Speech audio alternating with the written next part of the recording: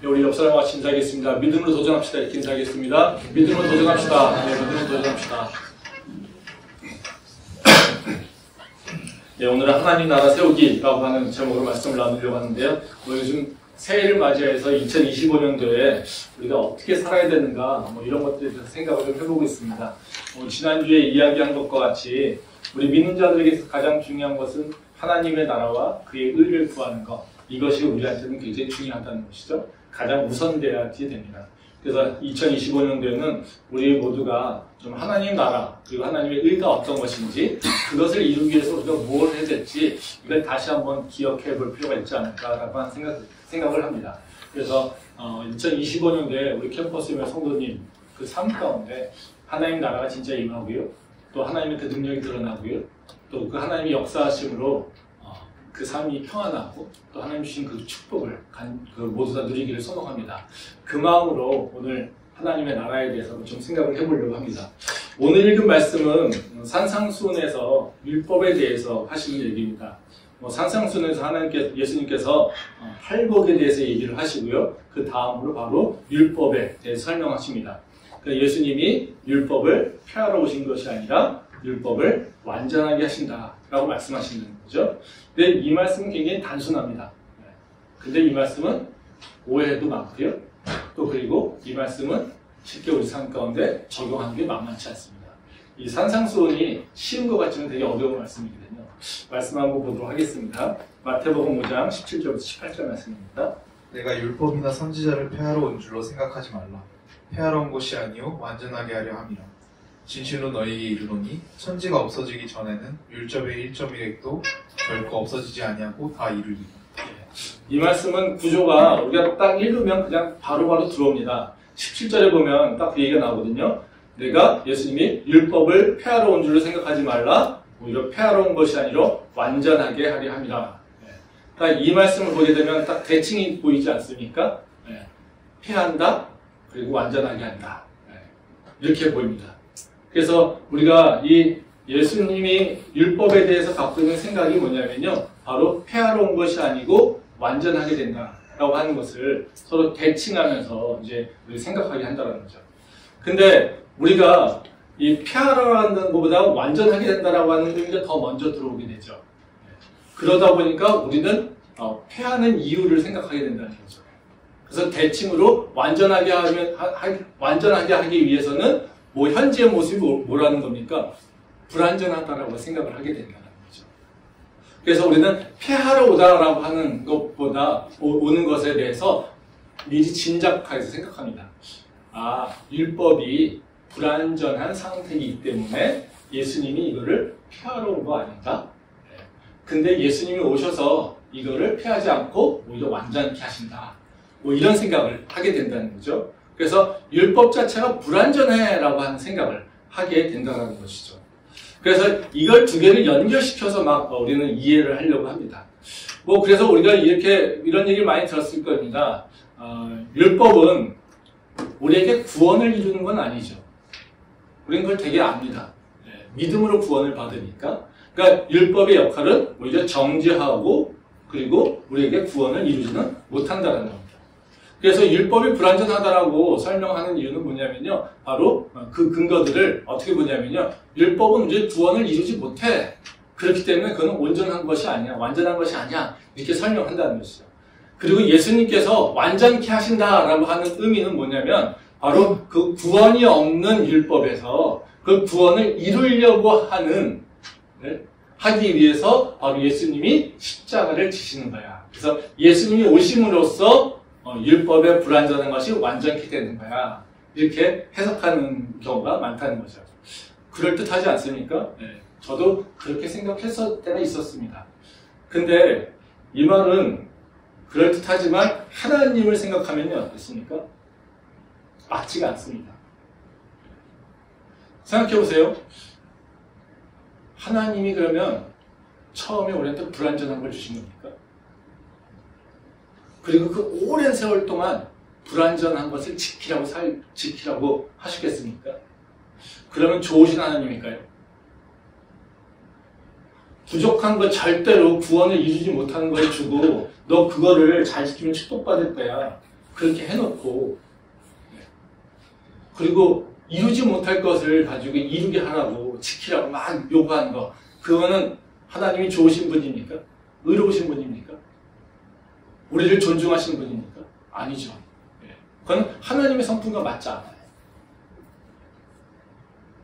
그러니까 처음부터 이루지 못할 것을 주는 것 이것은 하나님한테 맞지 않다는 거죠. 근데 이 말씀에서 우리가 자꾸 완전 이런 오해를 하게 되는 이유는 뭐냐면요. 자꾸 완전해진다라고 하는 표현 때문에 그렇습니다. 이 완전하게 한다라고 하는 것은 뭐냐면요. 영어로 표현하면 fulfill입니다. 그러니까 이거는 부족한 것을 채우는 게 아니라요. 이행하는 겁니다. 그러니까 내가 이걸 구현하는 거를 얘기한다는 거죠.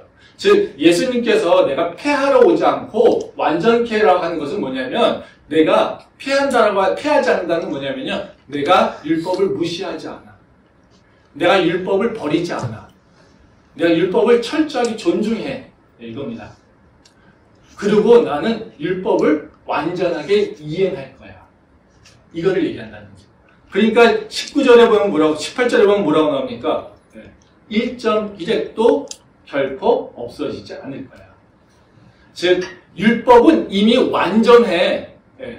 그리고 그 완전함을 내가 이루어 나갈 거야. 이행할 거야. 이것을 얘기하고 있다는 거죠. 그래서 이 말씀은 율법이 부족하다라고 하는 것을 얘기하는 것이 아니라요.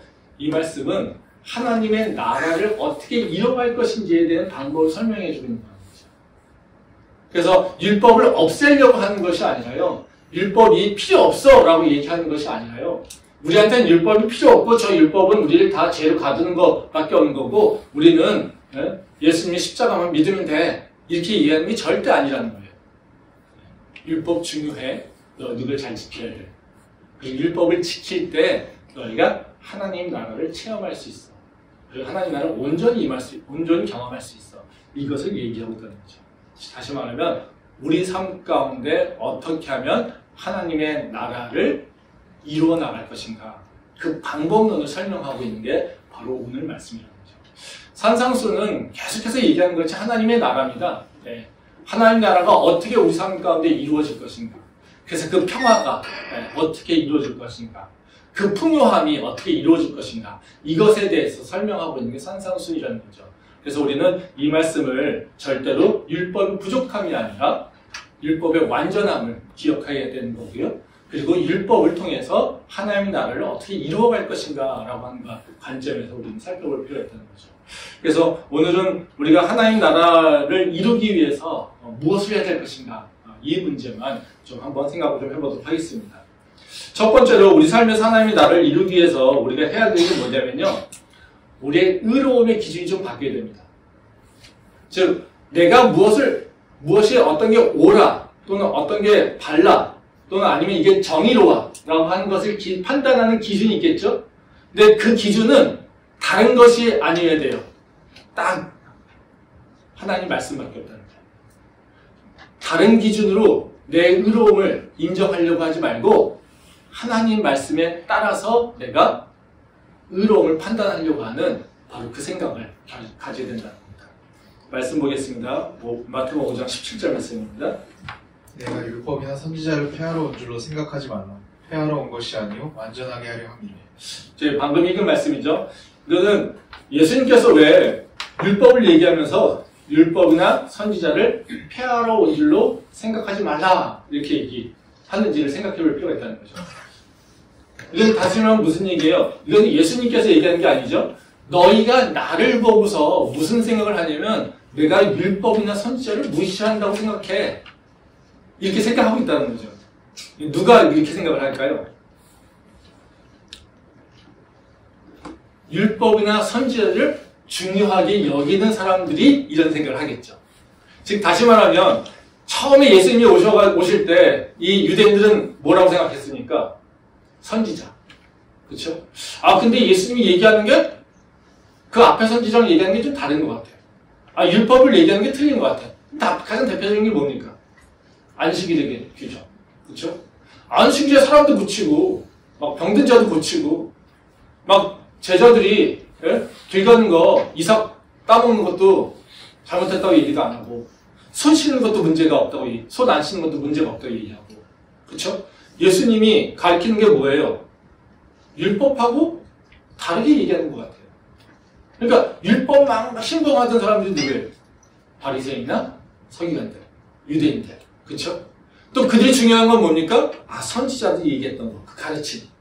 이런 것들을 굉장히 중요하게 여겼단 말이죠. 근데 예수님이 행동하는 거 보니까 그걸 다 무시하는 것 같아요. 그쵸? 그러니까 뭐예요? 예수님과 선지자들이 서로 대결하는 양상으로 이해를 한다. 그러니까 예수님은 뭐라고 그랬어요? 너희가 중요하게 여기는 그 율법, 나도 중요하게 여겨. 너희가 중요하게 여기는 그 선지자의 가르침, 나도 중요하게 여겨. 그러니까 내가 절대로 그들을 무시하거나 그들의 가르침을 폐기하려고 하지 않아. 이거를 얘기하고 있다는 거죠. 오히려 나는 그 너희가 얘기하고 있는 주장, 그 소중하게 여기는 그 율법, 이것이 너희 삶 가운데 이루어지게 할 거야. 너희가 얘기하는 그 선지자의 가르침, 너희 삶 가운데서 이루어지게 할 거야. 그리고 내가 그걸 이룰 거야. 라고 한다는 거죠. 그래서 이 말씀을 좀 이해하려면 이게 누구에게 얘기하는 것인지를 생각해 볼 필요가 있다. 근데 이 말씀을 이제 유대인하고 바리새인들한테 얘기한 걸로 생각하면요, 우리는 어떤 생각이 드냐면, 그럼 우리는 뭐지? 우리는 바리새인도 아니잖아요. 유대인도 아니잖아요. 그렇죠? 우리는 율법을 그렇게 소중히 여깁니까? 우리가 유대인입니까? 아니잖아요. 그렇죠?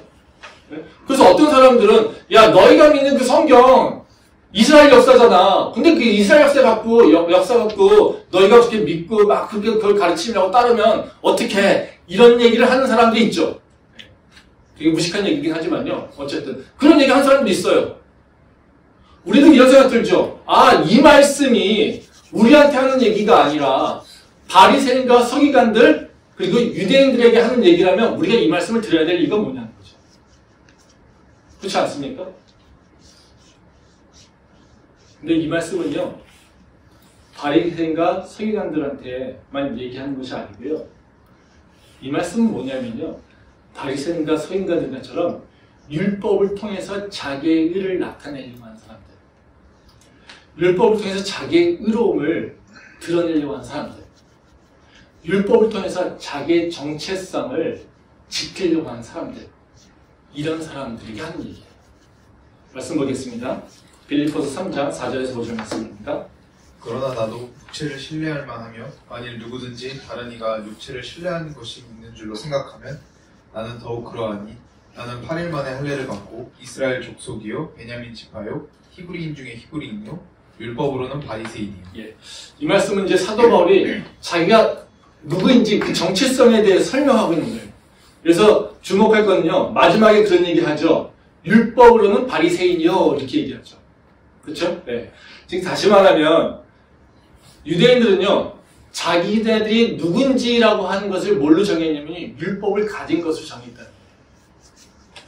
그래서 이방인이냐 아니냐, 이것을 구분한 것, 거룩한 백성이냐 아니라를 구분한 건 뭐예요? 율법이 있느냐 없느냐. 이것 때문에 이걸로 표현했다는 거죠.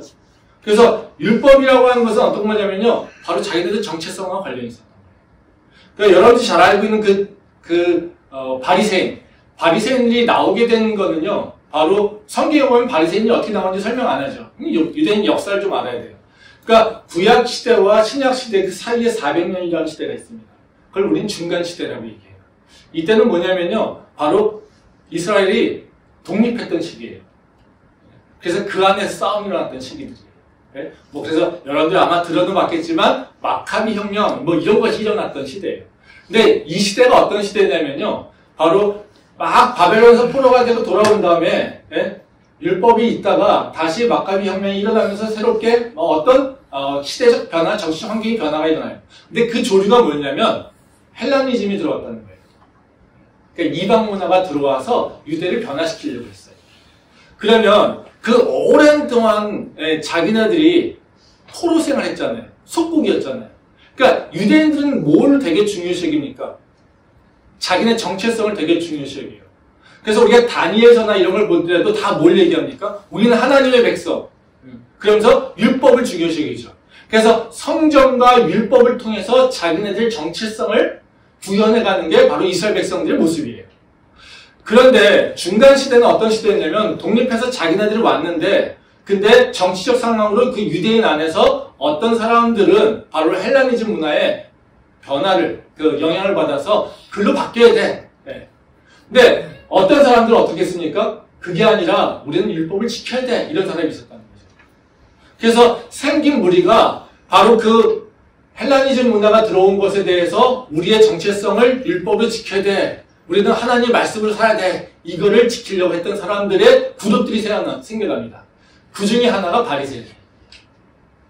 그 중에 하나가 서기관들. 그러니까 그 중에 하나가 또 사두개인들. 정치적으로 연결돼서. 그 중에 하나가 또 에세네파. 즉 여러분들이 세례 요한이 에세네파라고 얘기합니다. 광야에 갔던 사람들이죠. 그래서 하나님 말씀을 지키겠다라고 강조해서 살던 우주들이 일어나는 파들이 생겼어요. 그래서 바리새파, 사두개파, 에세네파. 그래서 자기네들이 순수하고 자기네들이 바로 진짜 하나님의 백성들이야. 이런 사람들이 있었다는 거죠. 근데 그들이 다 얘기하는 건 뭐였냐면요. 율법을 제대로 지켜야 돼. 그래서 율법을 가장 열심히 공부하는 사람이 누구예요? 바리새인들이에요. 그래서 순수성을 강조한 게 에세네파들. 이런 사람들이에요. 그러니까 바리새파들이 율법을 중요하게 여기는 건 뭐냐면요. 자기 정체성을 확립하기 위한 거예요. 그러면 예수님께서 율법을 공격하는 것처럼 느껴지면 이걸 듣는 바리새인들은 어떻게 생각할까요? 우리를 나쁜 놈으로 보내라고 생각하겠죠. 우리의 정체성하고 연결시키겠죠. 우리가 가장 중요시 여기고 우리가 의롭다라고 하는 그 근거가 바로 율법인데 그 율법을 지키지 않는 것을 옳다고 해. 안식일 때문에 우리는 모든 걸 걸고 살고 있는데 안식일에 지키지 않아도 돼. 이렇게 하는 예수님을 만나면 그 바리새인들은 어떻게 하겠어요? 거기서 싸우면서 지면요? 자기네들의 의로움은 무너져 버리는 거예요.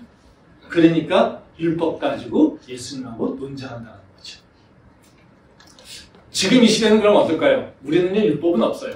그렇죠? 여기서 율법 중요하게 여기는 사람 있습니까? 없죠. 근데 우린 다 뭐가 있어요? 나만의 의로움을 정하는 기준이 있어요. 그것이 도덕일 수도 있고요. 어떤 사람은 윤리일 수도 있고요. 어떤 사람은 내가 생각하는 내 가치관이 있어요. 지금은 어떤 시대입니까? 가치관이 다변화된 사회죠. 그래서 나만의 기준들이 있어요. 그래서 그 기준을 가지고 내 스스로 나는 만족하며 내가 의롭다고 생각해요. 그런 기준이 다 일률적이진 않지만 모든 사람들이 다 그런 기준을 가지고 있어요. 그래서 누군가는 우리나라의 전통이 내려와서 그 전통을 중요시 여기고 그 전통을 잘 지켜나가야지 내가 의로운 사람이라고 판단하는 사람도 있고요. 아니면 어떤 사람들은 과학이 중요하기 때문에 과학적인 지식과 그것에 합당하게 살아야 된다고 해서 그것에 잘 부합하면 나는 바르게 살고 있고 잘 살고 있다고 생각하는 사람도 있고요. 어떤 사람은 종교적 가치가 되게 중요하다고 종교적 가치에 붙잡혀 있는 사람이라면 그 종교적 가치를 잘 따라서 그 말씀을 따라서 살면 나는 의롭게 살고 있다라고 생각하는 사람이 있다는 거죠. 다 자기들만의 가치 기준이 있다는 거예요. 지금 우리가 좁게 교회에 있는 사람들을 구분하자면 어떤 부류가 있겠습니까? 크게 세 가지 부류로 얘기할 수 있어요. 어떤 부류겠습니까? 세상의 윤리와 도덕, 또 세상의 가치를 기준으로 살고 있는 사람들. 그래서 그것에 합당하다라고 생각할 때 자기를 의롭다고 또는 자기가 잘 살아왔다고 평가하는 사람들. 이런 사람들이 있어요. 이건 세상적인 사람 또는 성경적 언어를 표현하면 육체적인 사람들이에요. 근데 그런 사람에 대비해서 반대 사람이 어떻게 있습니까? 영적인 사람이라는 표현이 있겠죠? 이건 다시 말하면 하나님의 말씀을 의의 기준으로 삼는 사람들이에요. 그래서 성경책이 중요해.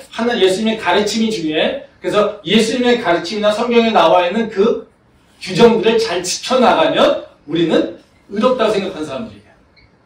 그래서 우리가 안식일 또는 아니면 주일 성수를 되게 중요시 여기죠. 네. 그것을 어렸을 때부터 훈련을 받고 있는 사람들은 어때요? 그걸 깨버리면 어때요? 되게 힘들어요, 마음에.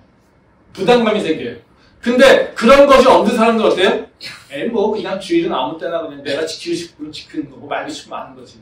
이렇게 사는 사람이 있단 말이죠. 그렇죠? 그래서 그 사이에 어떤 게 있을까요? 하나는 세상적 기준에 사는 사람이 있고 하나는 하나님 말씀의 기준에 사는 사람이 있고요. 그래서 또 한 사람은 어떤 분이겠습니까? 절충한 사람이 있겠죠? 그렇죠? 그 사이에서 세상적 윤리 도덕도 무시하면 안 돼. 하나님의 말씀 이것도 무시하면 안 돼. 그래서 내가 어떻게 해요? 선택적으로 하는 사람들이 있어요.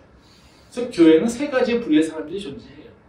물론 이걸 더 나눌 수도 있습니다. 세상적 가치에 보게 되면 여러 가지 기준들이 있잖아요. 그렇죠? 네. 아까 얘기했듯이 윤리도덕을 강조하는 사람도 있고요. 과학을 중요시 여기는 사람도 있고요. 뭐 실용성 중요해. 그 실용성을 중요하게 여기는 사람도 있고요. 그래서 돈이라든가 권력이라든가 그 물질 이런 것들을 중요하게 여기는 사람들이 있다는 거죠. 나름대로 다 기준이 있다는 거죠. 그래서 우리는 그 기준을 가지고 살아요. 대부분 많은 사람들 어떻게 합니까? 종교를 갖고 있어도요. 또 교회에 나온다 하더라도 이 기준이 하나님 말씀에 완전하게 부합하지 않는 기준을 갖고 있는 사람들이 많아요. 그래서 어떻게 생각합니까? 하나님 말씀 잘 들으면 돼. 근데 세상 것도 살아야지. 그래서 세상 걸 가지고 나를 의롭게 생각하며 또 그것이 안 될 때 하나님을 찾는 사람들이 꽤 많다는 거죠. 근데 예수님이 오늘 오셔가지고 바리새인들한테 딱 뭐라고 얘기하십니까? 율법을 폐하라는 것이 아니야? 그렇죠? 그걸 이루어야 돼라는 거죠. 우리한테 예수님께서 오셔서 뭐라고 할까요?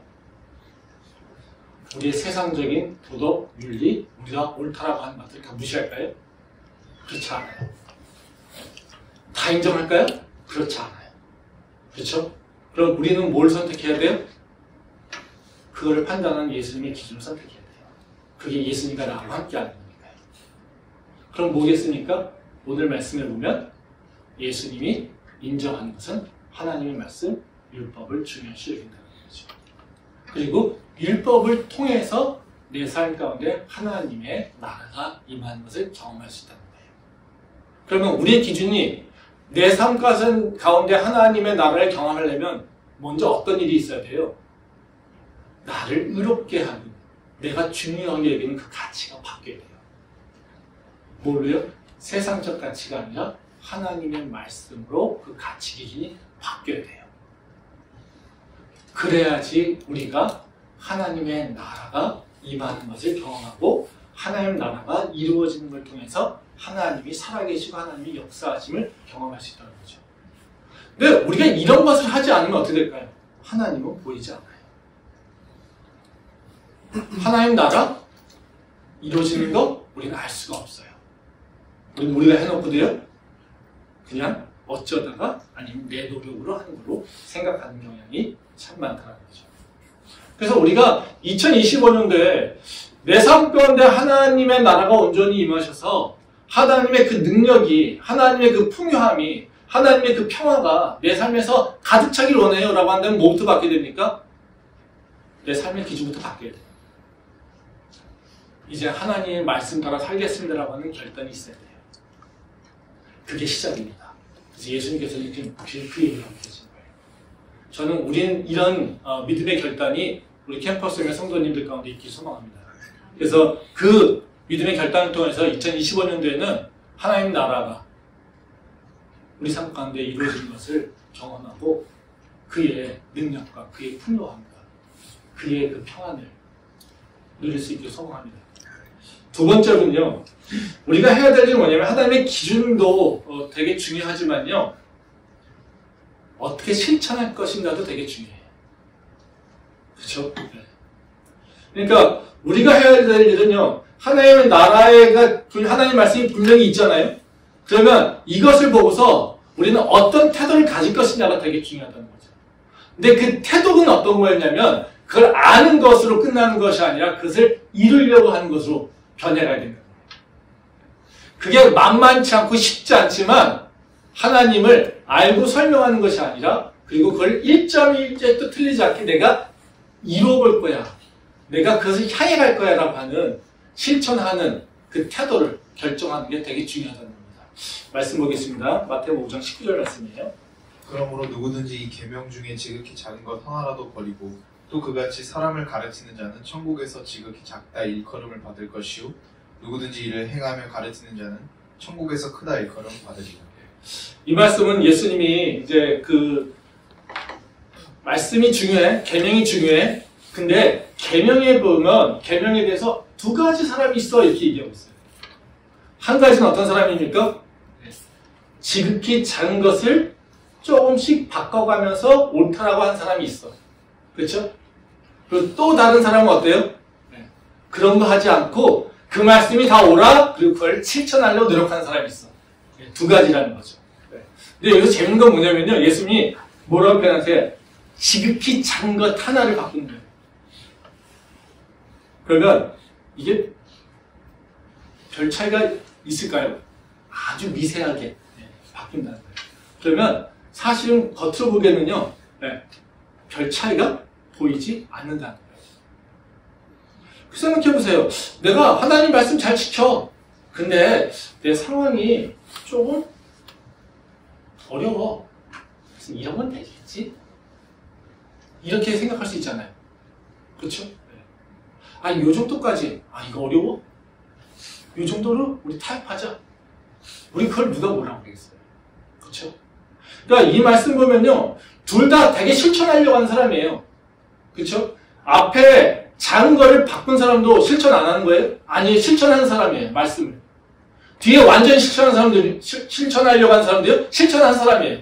둘 다 실천하려고 하는 마음이 있어요. 그렇죠? 근데 그 실천하려고 할 때 어떤 태도를 갖냐는 거죠.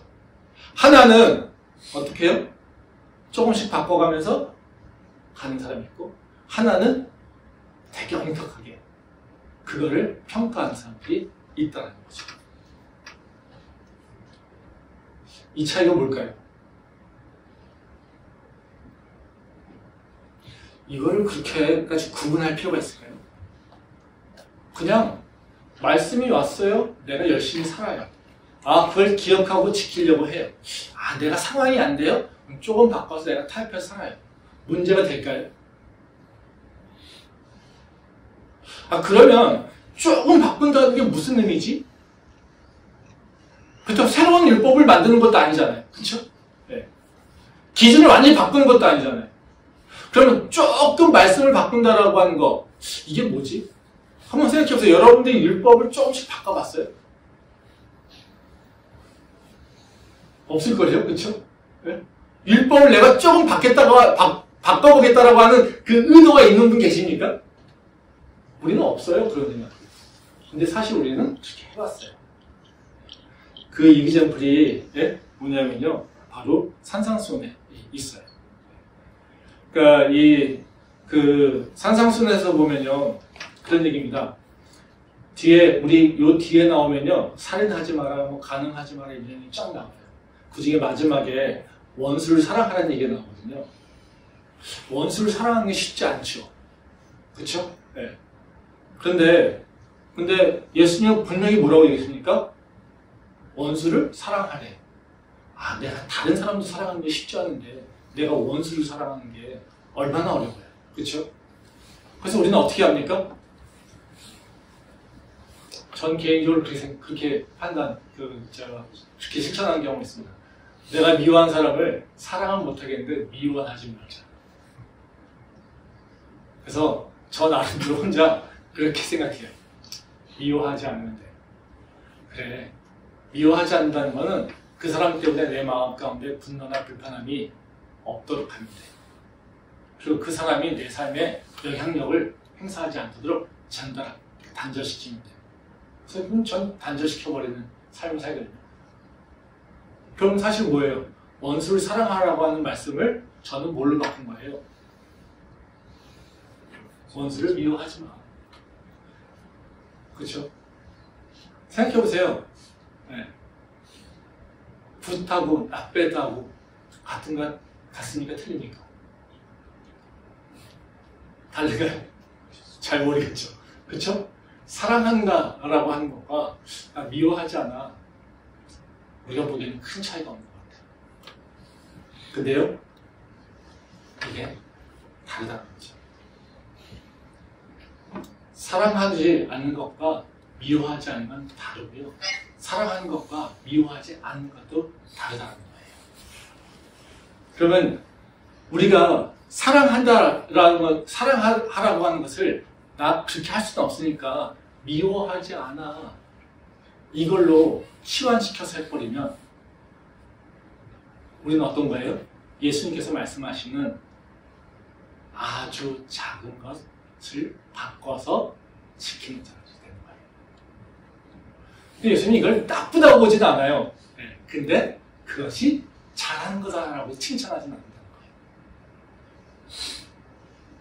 근데 사실 이렇게 보면 예수님이 되게 엄격하지 않습니까? 야, 원수를 사랑한다는 게 쉬운 일이 아닌데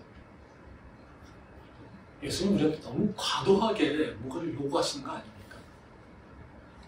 저의 마음엔 사실 그게 더 커요.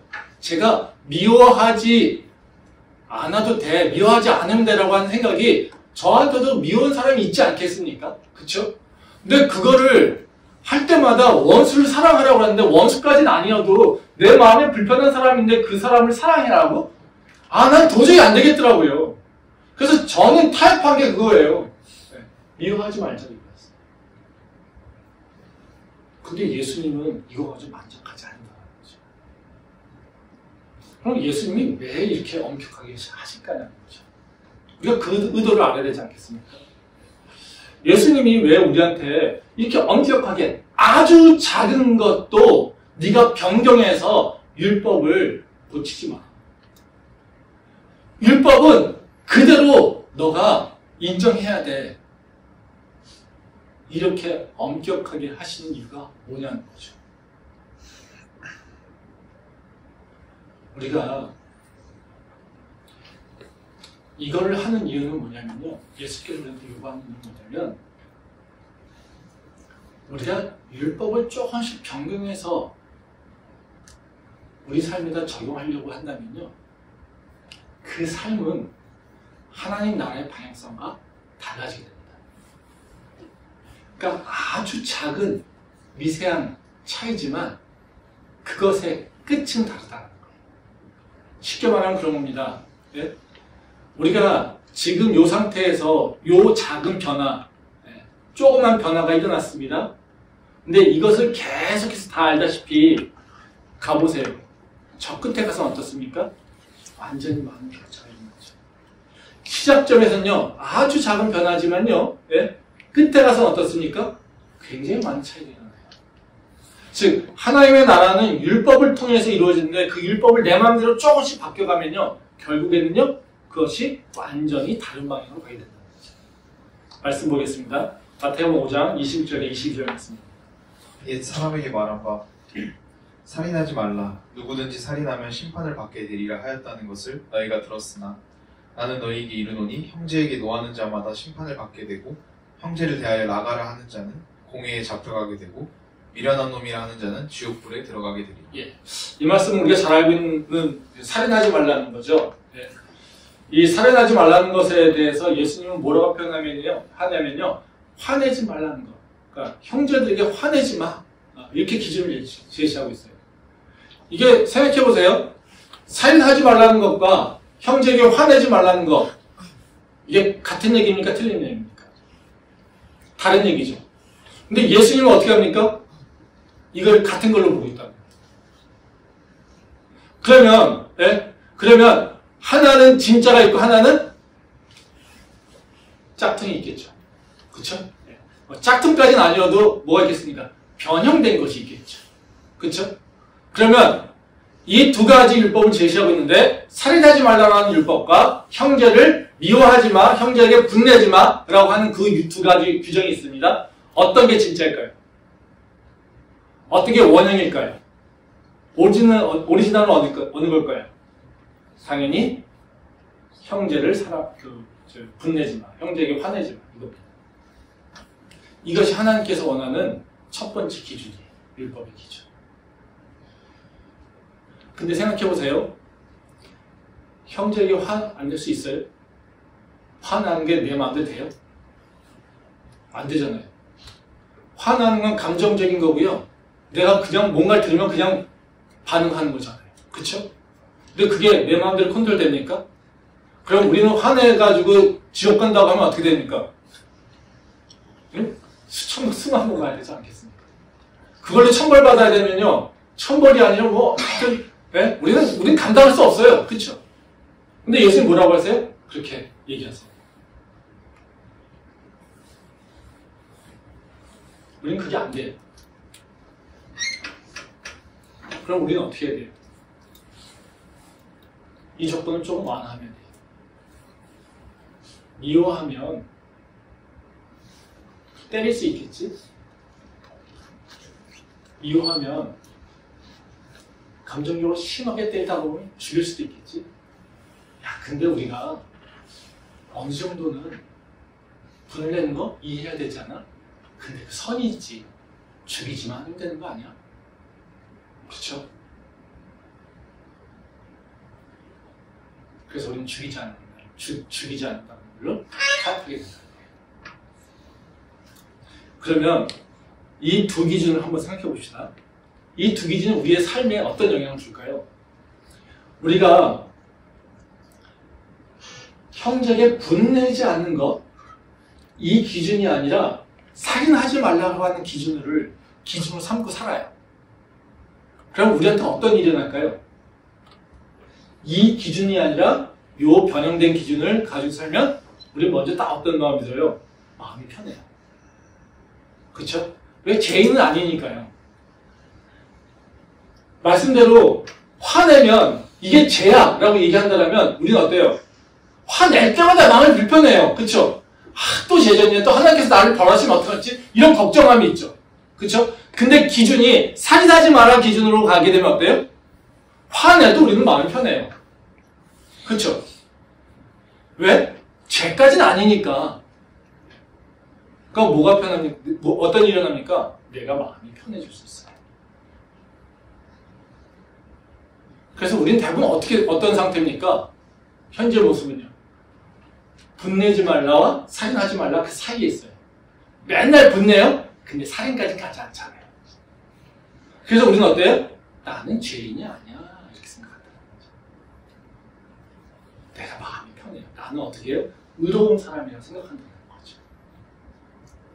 그 의로운 사람이라고 생각하는 거면 그 다음은 어떻게 됩니까? 저놈이 나쁜 짓 했기 때문에 내가. 저놈이 나쁜 짓 했기 때문에 내가 저놈을 미워하지 않을 수 없어. 근데도 내가 예수님께서 살인하지 말라고 하니까 내가 저놈을 죽이지 않아. 그러니까 어떻게 해요? 저놈을 죽이려는 데 내가 예수님 때문에 내가 죽이지 않아. 그러니까 나 어떻게 해요? 의로운 자가 되는 거예요. 우리가 왜 율법을 변형시키냐면요. 뭐 때문에 되냐면 내 의로움을 찾기 위해서 그런 거예요. 내 마음이 편해서 그런 거예요. 뒤에 보면 간음에 대한 얘기도 나오지 않습니까? 네. 간통하지 말라고 하는 게 아니라 예수님께서 뭐라고 그러세요? 너 지나가다가 옆에 여자 보고 음욕을 품으면 생각만 해도 너는 간음한 거야. 너 네 눈을 빼버리는 게 나아. 그쵸? 우린 그렇게 생각하면요 어때요? 우리는 편안할 날이 하나도 없어요. 내 눈은 수천 번 아마 날아갔을 거예요. 그렇지 않습니까? 그게 우리 모습이라는 거예요. 그래서 우리가 기준을 바꿔버리면요 나한테 어떤 마음이 들어오냐면요 의로운 마음이 들어요. 내 의가 들어오게 된다는 거죠. 이런 모습이 있으면 어떤 일이 일어날까요? 하나님의 나라가 내 안에 올 수도 없고요. 하나님의 나라를 향해 나갈 수도 없어요. 말씀 보겠습니다. 마태복음 5장 24절입니다. 마지막입니다. 예물을 제단 앞에 두고 먼저 가서 형제와 화목하고 그 후에 와서 예물을 드리라. 예수님께서 이 살인하지 말라라고 하는 것과 분내지 말라라고 하는 것의 목적은 뭐냐면요. 화목함이에요. 왜? 하나님의 나라는요, 화목함을 얘기하고 있는 거예요. 그러니까 너희가 어떤 삶을 살기를 원하냐면 모든 사람들과 화목하기를 원해. 우리가 그럴 수 없지만요. 그것이 하나님의 나라야. 우리가 지난주에도 봤지만 하나님의 나라를 표현하는 성경의 모습은 어떻습니까? 사자와 토끼가 뛰어놀고 어린아이가 뱀 굴에다가 손 놓고 장난치고 있고 어느 누구도 위협을 느끼지 않고 평안하게 느끼는 것. 이게 하나님 나라 아닙니까? 그쵸? 그러면 모든 형제, 그리고 교회 안에서 모든 성도들 간에, 그리고 내 직장에서 모든 사람들 간에 어떻게 해요? 화목하면서 사는 거예요. 근데 우리가 살인하지 않은 걸로 내가 의로움을 갖고 있다면 어떻습니까? 우리는 화목까지 못 가요. 하나님 나라에 갈 수 없다는 거예요. 우리는 그 전에 이미 내 의로움으로 끝나버린다는 거예요. 하나님께서, 예수님께서 지금 말씀하신 건 뭐냐면요. 네가 스스로 네 마음대로 너를 의롭다고 인정하는 순간 너에게는 더 이상 하나님의 나라 나갈 수 없다는 얘기입니다. 하나님의 나라는 네가 판단하고 네가 의로움으로 네가 결정하는 것이 아니라 하나님의 나라와 하나님의 의는 네가 판단하는 것이 아니라 하나님이 판단하는 거야. 이렇게 얘기했다는 거예요. 너가 스스로 규정을 마음대로 바꿔가지고 너가 의롭다라고 얘기하고 있으면서 자유하고 있는 거? 그거는 너한테 하나도 도움이 안 돼. 넌 그 상태에서는 절대로 하나님의 나라를 경험할 수가 없어. 그러니까 그 의로움부터, 그 의부터 넌 다시 생각해야 돼. 너가 의롭다고 스스로 생각하는 것이 아니라 너의 부족함을 바라봐야 되고 너의 죄성을 바라봐야 되고 너의 죄인됨을 기억해야 돼. 이것이 하나님께서 얘기했습니다. 그래야 너가 하나님 나라를 경험할 수 있습니다. 우리가요, 기준을 바꾸는 이유는요, 내가 편하기 위한 거예요. 내가 의로워지기 위한 거예요. 내가 사람한테 자랑하기 위한 거예요. 근데 이런 주장 들으면 어떻습니까? 야, 예수님 진짜 가혹하다. 우리가 할 수 없는 걸 갖다 내는데. 그쵸? 우리는 할 수 없는데. 내가 의로움이 있어야 편한데. 내가 의로움이 있어야 편한데. 나를 의롭다고 스스로 평가하지 못하게 하시네. 그쵸? 너무 나쁜 거 아니에요? 예수님의 그 은혜를 모르면, 그 십자가를 모르면 어떻습니까? 불편하죠. 근데 예수님 뭐라고 하십니까? 그래서 내가 왔어, 이거예요. 그래서 내가 너에게 온 거야. 내가 너의 모든 그 부족함을 너에게 채울 거야. 내 보혈로. 이거라는 거죠. 우리는요, 의로워서가 아니라요, 의로움을 향해 가는 사람이에요. 믿는 자들은요, 내가 의로운 사람이 되는 것이 아니라요, 의롭지 않기 때문에 의로워지려고 노력하는 사람들이에요. 이게 우리 믿는 자라는 거죠. 믿는 사람들은요, 믿음이 있는 사람이라고 하는 거는 믿지 않는 사람들의 차이는 뭐냐면요, 믿는 사람들은요, 내 의를 의지해서 살아요. 내가 잘했어. 내가 부끄럽지 않아. 내가 그래서 이건 잘한 거야. 이것을 보여주면서 나 능력 있어. 나 의로워. 이거를 나타내면서 살아요. 근데 믿는 사람들은요, 그렇게 살지 않아요. 나 의롭지 않아? 근데 하나님 나를 의롭게 하셨대. 나 의롭지 않아? 근데 하나님이 나를 이렇게 하신대. 나 부족해? 나 죄이냐? 근데 하나님께서 나를 불쌍히 여기신대. 나 할 수 있는 능력? 아무것도 없어? 근데 하나님이 나를 할 수 있게 하신대. 그래서 내가 살고 있는 모습으로 만족해 사는 것이 아니라 하늘 나라를 바라보면서 하나님에게 소망을 두면서 하나님께 간구하면서 하나님께서 나한테 새 역사를 이루기를 바라면서 사는 게 믿는 자의 모습이라는 거죠. 내가 의로워지면요, 예수님의 십자가는 필요 없습니다. 내가 의로워지고요, 내가 잘하면요, 내가 예수님의 그 십자가의 능력 필요하지 않습니다. 기도할 이유 아무것도 없습니다. 우리는요, 다른 사람만 비난할 수밖에 없어요. 근데요, 그런 마음이 아니라 하나님 나는 의롭지 않아요. 난 스스로 의로워질 수 없어요.